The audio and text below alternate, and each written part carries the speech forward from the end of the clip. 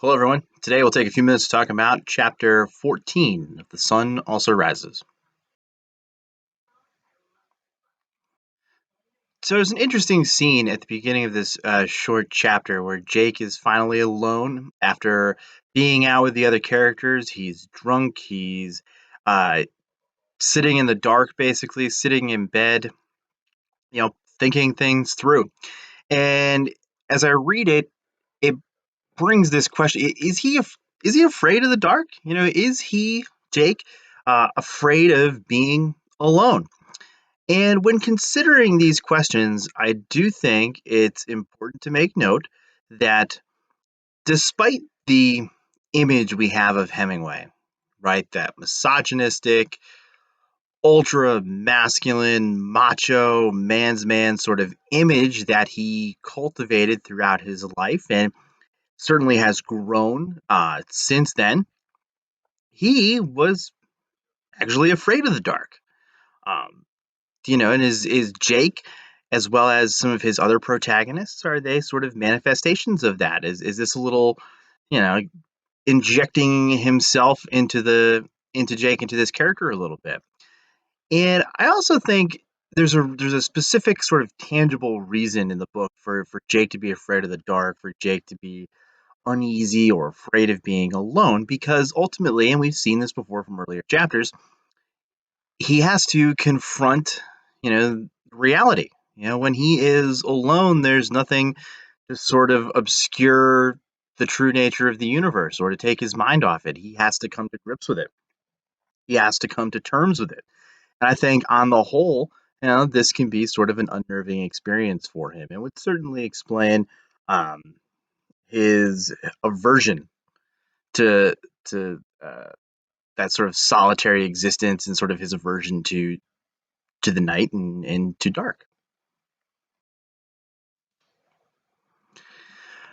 We continue. This is something we talked about with American modernism at the very beginning, talking about the evolving nature of the world. And here in this brief chapter, we get a little glimpse into that and a little glimpse into Jake's awareness of his existence within a rapidly changing world. He's talking about, yeah, how the world should work and how, you know, you almost like you pay for experiences and then you kind of figure out what's worth what and all of that. And at the end, he says it seemed like a fine philosophy. In 5 years, I thought it will seem just as silly as all the other fine philosophies I've had. And I do think that little line is an important recognition of the type of world that Jake lives in, and that things are constantly changing. And his thinking has to constantly change as well. And he says in the next paragraph, perhaps as you went along, you did learn something. I did not care what it was all about. All I wanted to know was how to live in it. Maybe if you found out how to live in it, you learned from that what it was all about. And so basically, really all we have to rely on is our own experience. We have to continue to reflect upon that experience and evaluate that experience honestly and authentically, and then adjust going forward, adjust our value systems as we move ahead. And I think that's one of the primary messages from Hemingway about life, whether we're talking about The Sun Also Rises or really any of his works.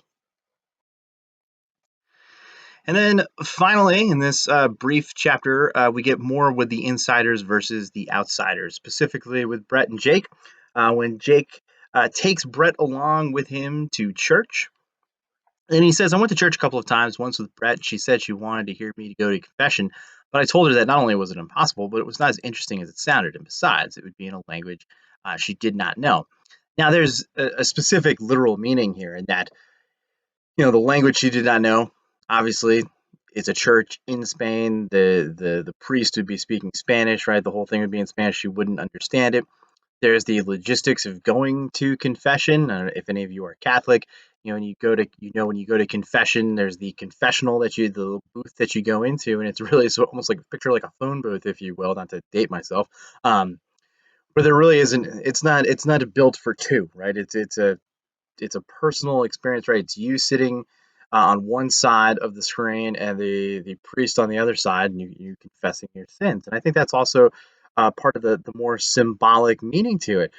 Does Brett, given what we've seen, does she seem like one who would acknowledge her mistakes? And that's a big part of the sacrament of confession is you have to acknowledge the mistakes, acknowledge the sins you've made, and then on top of that, seek forgiveness for those sins.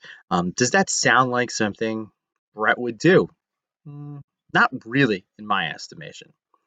That does it for chapter 14. Very brief chapter. If you have questions or concerns about any of the reading at all, please reach out to me through email and or Google Classroom. You may also log in to the virtual office hours from 10 to noon every day on Google Meet. Thank you.